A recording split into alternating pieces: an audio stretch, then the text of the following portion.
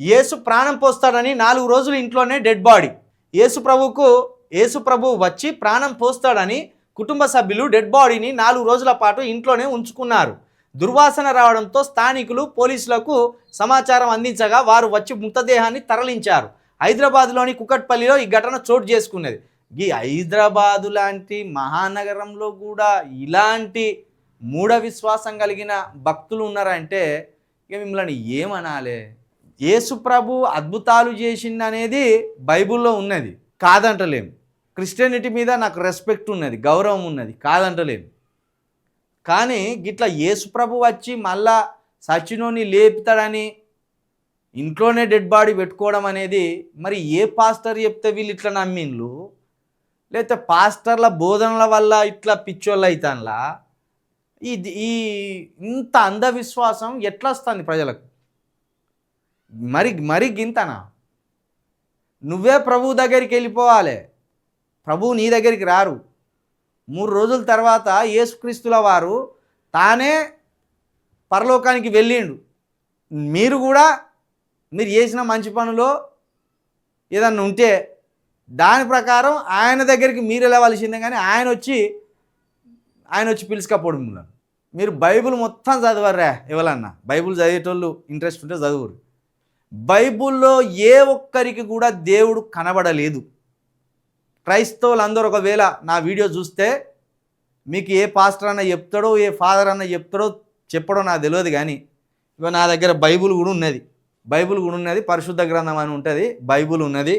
ఇగో ఇక్కడ ఖురాన్ ఉన్నది, ఇక్కడ భగవద్గీత కూడా ఉన్నది. సమయాన్ని బట్టి సందర్భాన్ని బట్టి చదువుకుంటాం. బైబిల్లో ఏ ఒక్క భక్తునికి కూడా దేవుడు కనబడలేదు. యేసు ప్రభుల వారు మనిషిగా ఉన్నప్పుడు మనుషులకు కనబడ్డాడు. యేసు ప్రభువుల ముందు పోతే మోషే, యాకూబు, దావీదు వీళ్ళకెవ్వరికి కూడా దేవుడు కనబడలేదు. ఒక మోషేతో మాత్రమే యెహోవా దేవుడు మాట్లాడిండు తప్పించి కనబడలేదు. బైబిల్లో స్పష్టంగా రాసి ఉంటుంది, ఏమని? నా వెలుగును మీరు తట్టుకోలేరు అని ఉంటుంది. అంటే అంత ఒక అద్భుతమైన వెలుగు అని అర్థం. కాబట్టి దేవుడు మనిషి రూపంలో కనబడాలని మనిషి కోరుకోవడమే మనిషి వెర్రితనం.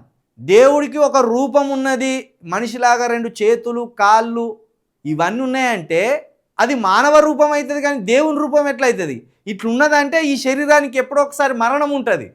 కాబట్టి గింత మరీ మూఢ విశ్వాసంలోకి పోయి దేవుని విశ్వసించండి, కానీ ఇటువంటి మూఢ విశ్వాసాన్ని మాత్రం వ్యతిరేకిస్తాను నేను. మనిషి అన్నాక ఒక రోజు చనిపోతాడు అంతే. ఇక అది ఏ మనిషి అయినా ఒక రోజు మనిషి చనిపోవలసిందే.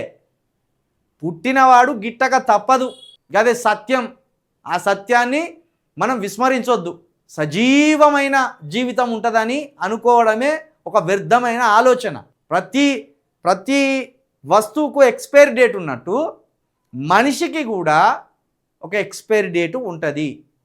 దాన్ని మనుషులుగా మనం గ్రహించాలి, ఆ సత్యాన్ని జీర్ణించుకోవాల్సిందే. మనం పుట్టిన తర్వాత మరణం తప్పదిగా. పుట్టిందంటేనే డేట్ ఆఫ్ బర్త్ వచ్చిందంటేనే డెత్ డేట్ కూడా కన్ఫర్మ్ అయిపోయినట్టే. ఇక అదేదో ఒక రోజు. ఇంత మూర్ఖత్వంతో దయచేసి పాస్టర్లు అనే వాళ్ళు కూడా మీరు బైబిల్ని ఉన్నది ఉన్నట్టు చెప్పండి.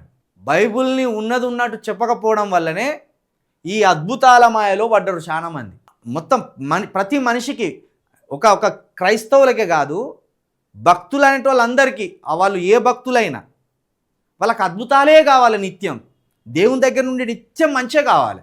ఒకవేళ దేవుడు వాళ్ళ జీవితంలో ఏదన్నా చెడు జరిగింది అనుకో, అది మొత్తం దేవుని మీద ఎత్తారు. ఇక వీడు చేసిన తప్పులు, వీడు పోయిన చెడు మార్గం ఇవేం ఆలోచించాడు. పూర్తిగా తీసి దేవుడా నాకు ఇట్లా అన్యాయం చేస్తావా అంటాడు. వీడు ఏం చెడు చేయకముందే దేవుడు వీనికి అన్యాయం చేసినట్టు. కర్మ అని ఉంటుంది కదా, కర్మ సిద్ధాంతం అని ఒకటి ఉంటుంది కదా. మనం చేసిన పనులను బట్టే దేవుడు ఫలితాలు ఇస్తా అంటాడు. నువ్వు పోయి దొంగతనం చేసి బిల్డింగ్ కట్టుకోవాలని ఆశపడితే ఎట్లా? నువ్వు దొంగతనం చేస్తావు, ఖచ్చితంగా జైల్లోనే పడతావు, బిల్డింగ్ కట్టలేవు. కాబట్టి కర్మ సిద్ధాంతం ప్రకారం నువ్వు ఏ పనినైతే ఎన్నుకుంటావో ఆ పనిని బట్టే నీ ఎదుగుదల ఉంటుంది. ఆ పనిని బట్టే నీకు మంచి జీవితం ఉన్నదా చెడు జీవితం ఉన్నదా అనేది నిర్ణయించుకో. ఇక దేవుడు వచ్చి లేపకపోతాడని యేసు ప్రభు వారు వచ్చి లేపుతాడని ఏంటిదా ఇది? సినిమా అనుకుంటానులా ఏందేమన్నా వచ్చి బిడ్డ దిగచ్చిన లే లే లే అని లేపేదానికి. ఆయన రెండో రాకట వస్తారు అనేది బైబుల్లో ఉన్నది.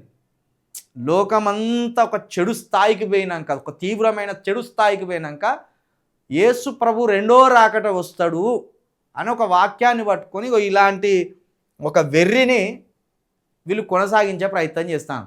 దయచేసి పాస్టర్లందరికీ నేను విజ్ఞప్తి చేస్తాను, మీ వల్ల చాలా మంచి జరుగుతుంది కావచ్చు కొంత, కానీ చెడు ఎక్కువ జరుగుతుంది. ఎట్లా తెలుసా? మీరు ఇంటర్వ్యూలలో కూర్చొని క్రిస్టియానిటీని బదనాం చేస్తాను. మీరు ఈ విజయ్ కుమార్ పాస్టరు, ఇంకో కొంతమంది విజయ్ కుమార్ రెడ్డి ఆయన పేరు, ఇంకొకరు 24 గంటలు ఈ ఇంటర్వ్యూలకు పోయి అక్కడ ఇతర మతాల వాళ్ళు క్రిస్టియానిటీని విమర్శించడానికి కావలసినంత స్టఫ్ ఇచ్చి వీళ్ళే వస్తాను. ఇంటర్వ్యూలకు ఎందుకు పోతున్నా మీరు? నాకు అర్థం కాదు. ఎవరన్నా ఆలోచన ఉన్న పాస్టర్ ఇంటర్వ్యూలకు పోతారా? పోకండి. ఇప్పుడు మీరు ఏం చెప్తానో చర్చిలలో కానీ ఇలాంటి ఆలోచన లేని భక్తులు తయారవుతాను.